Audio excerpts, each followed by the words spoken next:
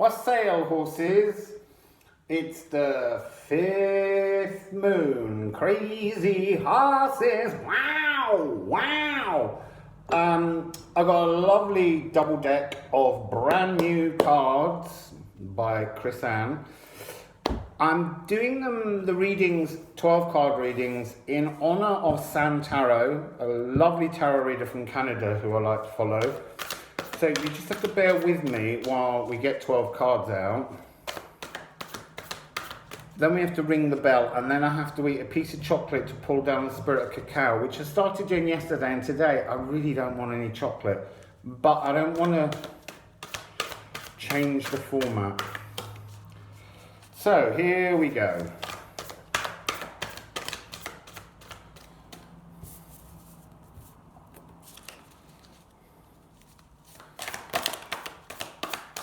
What's going on for horses? Oh, hello, never seen him before. Ah, it's a rival for the King of Wands in my affections. So, 1, 2, 3, 4, 5, 6.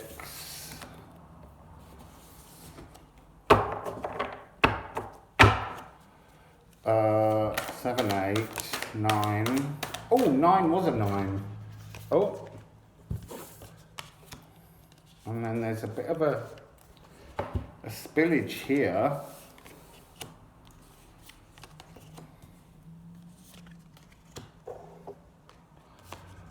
Oh my goodness. Sorry, you've got 10 cards. I can't help that. Something's just happened and I have to go with it. 10, you've got 13 already, sorry. 1, 2, 3, 4, 5, 6, 7, 8, 9, 10, 11, 12, 13. Greedy horses. So, here's the bell.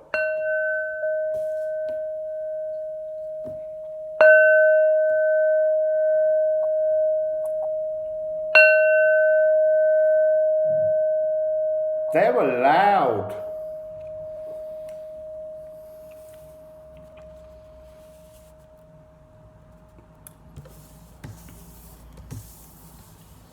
Now, I've got to apparently put them into groupings.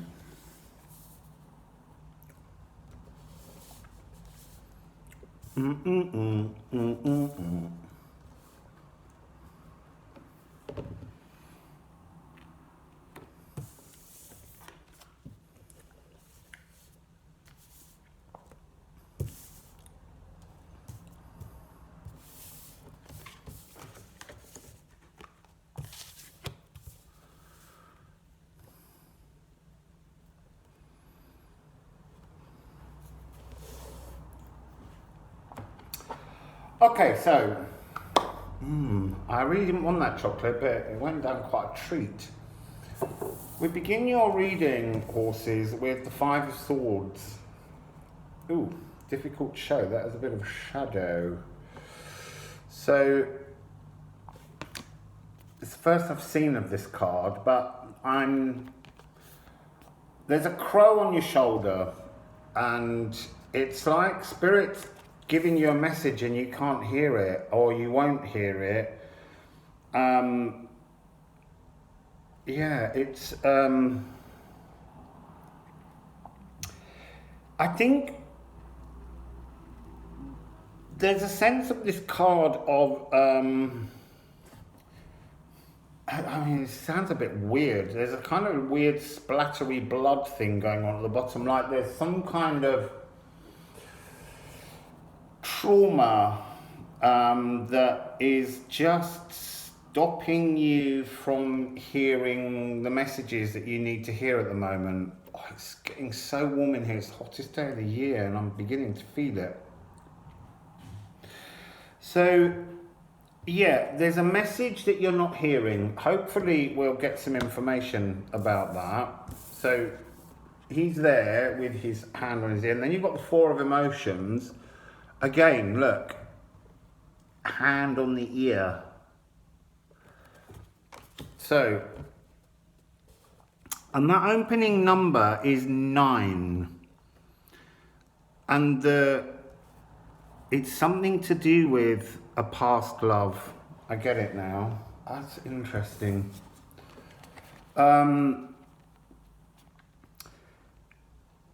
You're sitting, I mean, that's the wonderful thing. Look, there's two faces here that we can see. She's sitting with the 3 cups. The 4th cup is created by the union of 2 people, but you're sitting in that union somehow, but you can't recognize it. Now, the reason I mentioned the 9 that adds up to is you've actually got 4 9s in a group here, which we'll come to shortly. So you also have the Page of Inspiration, and there's an iridescent, gorgeous cloud rising up. There is that sense within this card of, oh, so this trauma that I said about, like the blood splatteredness just down here at the bottom of this card, you won't be able to see it very well, but you could always buy a deck and have a look properly. This trauma is something that this person who was a partner, it's like a kind of sense of body shaming abuse or something.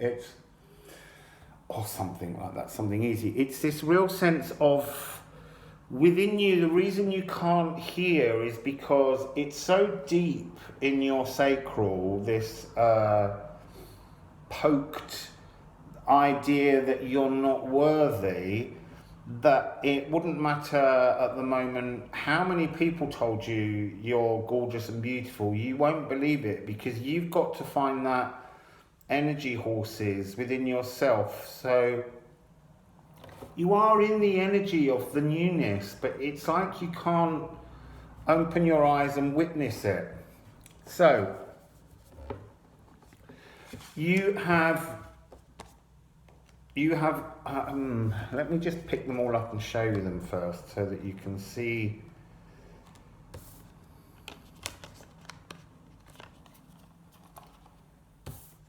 You've got 4 9s. Okay, you've got the Hermit, you've got the 9 of Wands, Spiritual Warrior, you've got the 9 of Inspiration, which is also the 9 of Wands, and you've got the 9 of Pentacles. So, we'll begin with the Hermit. This is you. I really get that sense of you walking over and over and over the same pathways, repeating the same emotional traumas. And actually, oh, that's interesting. I was just having a conversation with somebody and something came up, and that's relevant to this reading. And actually, I was beginning to shuffle and her phone call interrupted, but it's clearly why. This trauma that you feel, this hurt that you feel, that you blame on a relationship, is actually, you manifested it within that relationship because it's older. And this is really ancient. This is an ancient trauma that actually never belonged to you in the first place. It's like, you know, it could have been a parent that instilled it in you, and they could have had it instilled in them by another parent, and back and back and back. But it's an echoing trauma. But it's, although it feels like you need to sort of blame the other, you don't, because actually you manifested it to get you to this point now. And I know it's hard to imagine manifesting things for yourself, but what it creates is, it's you do these things so that you kind of think, oh, why did you do that to me? And actually it happened for you to move on. Once you open your eyes and realize, actually, it's not worth it. And look, I get it's not easy. I still wake up some mornings traumatized by the experience I went through with my ex, and there are moments when I want to blame him, and actually it's equal. I allowed him to do it. I invited it, and the more he did it, the more I imagined he would do awful things to me, and so I brought that into being to wake up, and I did wake up, and then I fell in love with the playing card. So you have this wonderful spiritual, double spiritual warrior. It's like Spirit is saying, you survive all the time, you're so strong, you learn from your lessons, and yet there's this part of you that still wants to kind of sit on your knees and not get up, to not hear the new message that's coming in, horse. I know these are very odd, these messages, but this moon's a biggie. This moon's before the solar eclipse, and it's bringing up old stuff that needs to be removed for lots of people. So look, the barriers, they're breaking away, they're breaking down. Look at the pride in her. Look at the beauty in her. This solar plexus orange, it's self-worth. But no one can teach you self-worth. You find your own self-worth. So then when you do, so 9999 plus that 9 there, we only need to add some small fragment, which is self-love, to change everything. You've actually got a whole foot over this fence. These barriers are breaking away. And then you have the 9 of Pentacles. And now her pentacle is in a big cauldron, as if it's time to start cooking up new energy. And above her hangs other pentacles. And now she's offering her place in the world to Spirit in the form of, it is some kind of owly, white, falcony image. But this is real world, coming back from this, because you're strong, you're a spiritual warrior. Now, look, horses, oops, dropped it, hang on. These two are beautiful. In the Muse deck that we have here, they have an extra 4 cards for each suit, who are the muses of the particular frequency. And you're the first reading to actually get 2.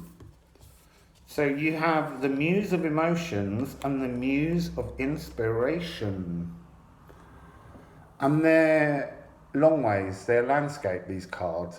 And the point that I'm getting here, you're being inspired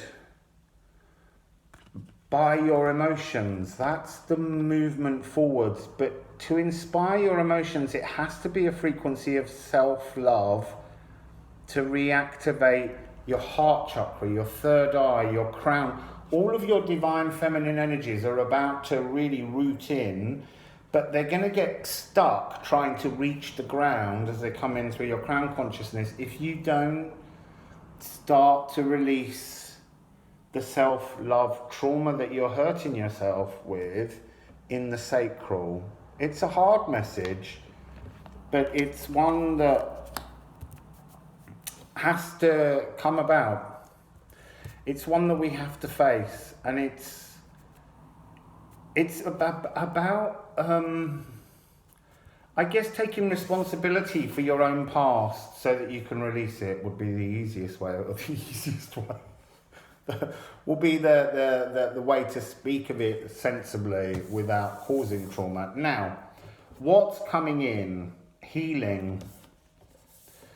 There is a healing coming in. Actually, sorry, I'm there. I've got 4 cards left, but I'm just wondering. I had them. They put them in a particular order. So you have the Star, 17, and the Priestess. So let's bring that one further forwards, and that one there further forwards. There are runic symbols behind her, as if to suggest these energies are deeply ancient. She's got one eye covered which is reminding me of Odin and the runes. It's like a female Odin energy. She has sunlight in her hand, but it's sunlight being created by the tip of a crescent moon. And also, it's very interesting that her hood is an eye in itself, but it's like a bigger eye.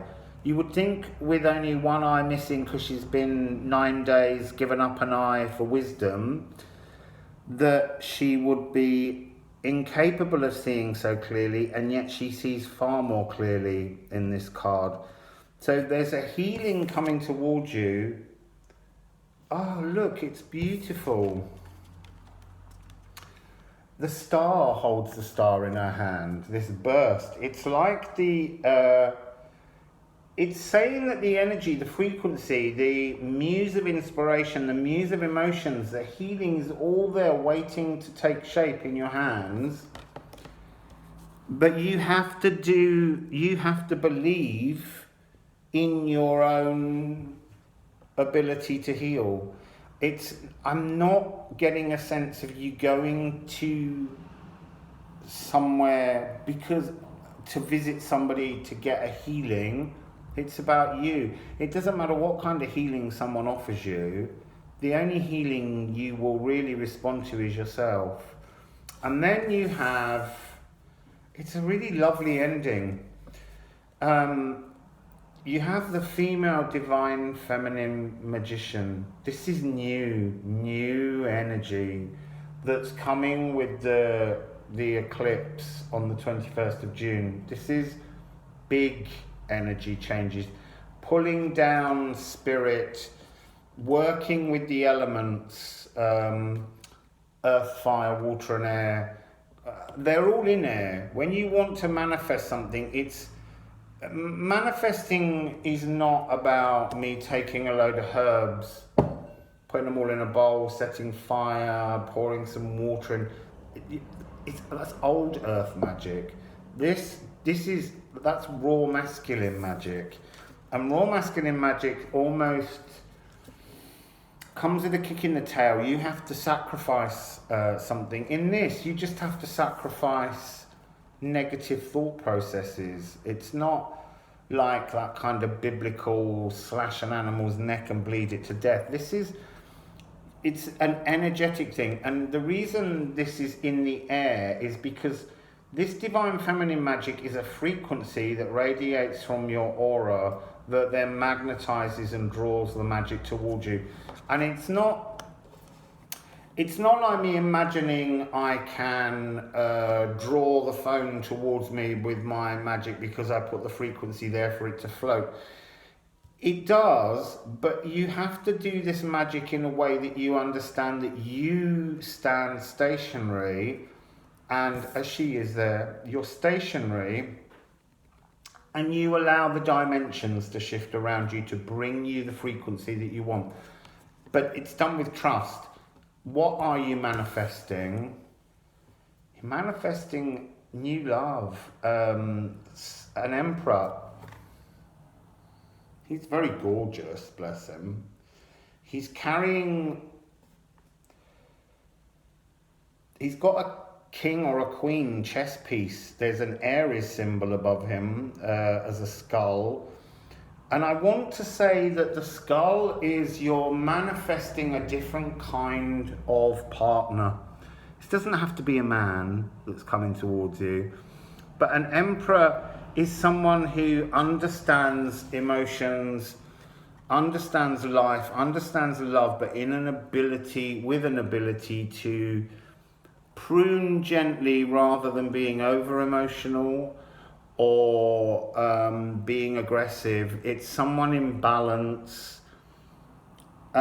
He's almost defying the laws of physics and sitting inside a sphere, which is gorgeous. The only thing I don't like is don't trust any man with that kind of footwear.